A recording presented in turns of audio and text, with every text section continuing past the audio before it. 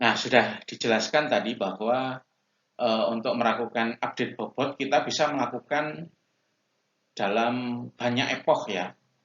Satu epoch itu terdiri atas banyak iterasi. Ya, jadi satu epoch terdiri atas banyak iterasi. Nah, kita bisa melakukan banyak epoch, entah 100, entah 200, sampai menemukan bobot yang paling ideal. Jadi bobot tersebut bisa menebak kelas Anda dengan tepat. Nah, sekarang kapan berhentinya? Nah, ini ada eh, beberapa kriteria ya, kapan kita harus berhenti melakukan proses perubahan bobot.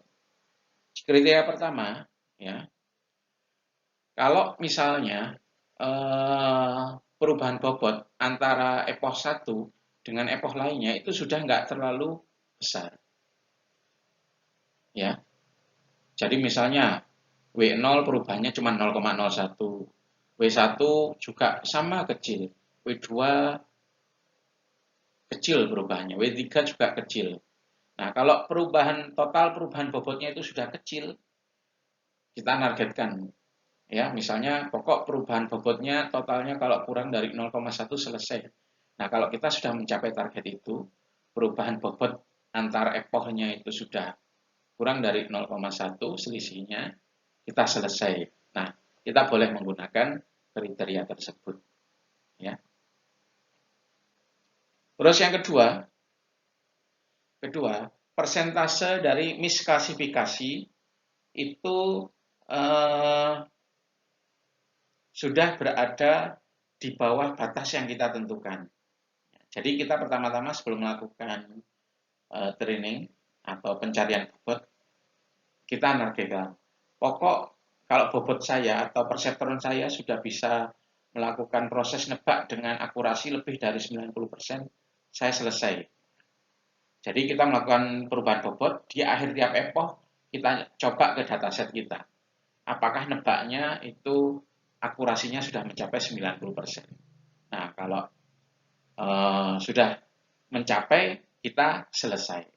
Nah, itu kriteria untuk berhenti ya. Nah, itu kriteria kedua. Kemudian kriteria ketiga kita tentukan sendiri ya di awal. Misalnya, pokok saya harus melakukan 500 epoch. Kalau sudah 500 epoch, entah hasilnya bagus atau jelek, selesai. Gitu. Nah, itu kriteria ketiga. Kriteria ketiga adalah jumlah epoch. Anda boleh menggunakan salah satu kriteria tersebut. Ya. Dalam kenyataannya, biasanya epoch yang digunakan untuk pencarian bobot yang paling optimal itu biasanya beberapa ratus atau beberapa ribu. Nah, itu baru ketemu biasanya bobotnya.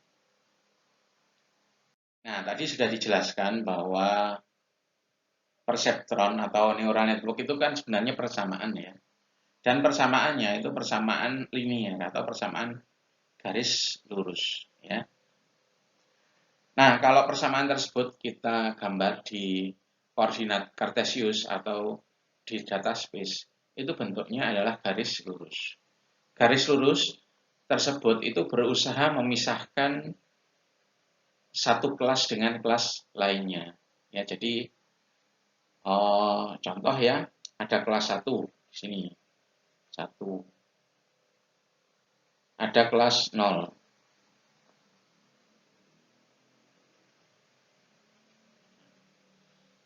Kita berusaha mencari, jadi di neural network ini, kita berusaha mencari ini ya, garis lurus yang bisa memisahkan kelas 1 dengan kelas 0.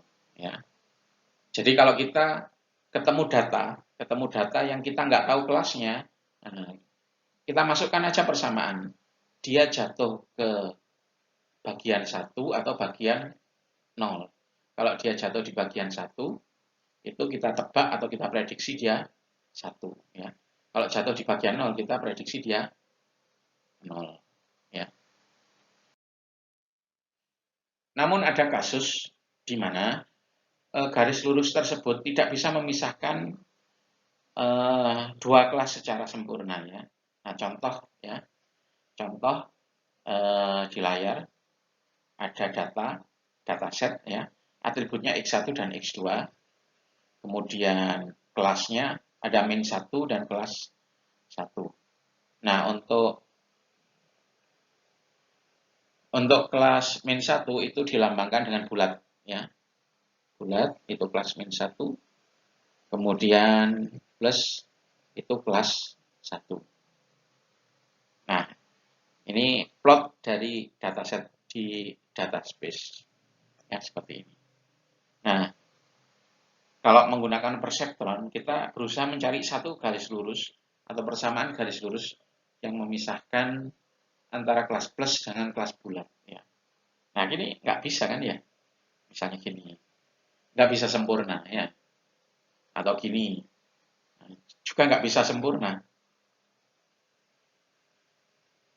Misalnya ini, nggak bisa sempurna. Nah, agar kita bisa memisahkan ya kelas bulat dengan kelas plus, kita membutuhkan ya kalau misalnya pakai garis lurus minimal 2 garis lurus. Nah, kita baru bisa memisahkan kelas bulat dan kelas plus ini ya. Nah, apa makna dari garis lurus tambahan ini?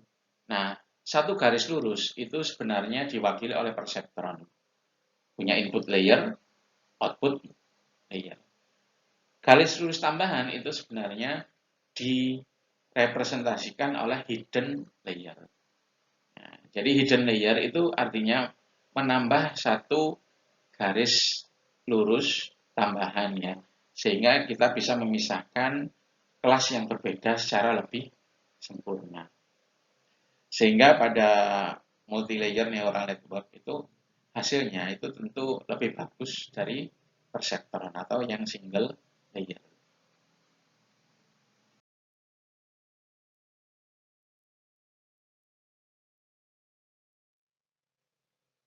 Nah ini ya, jadi ini ilustrasinya untuk dataset yang barusan.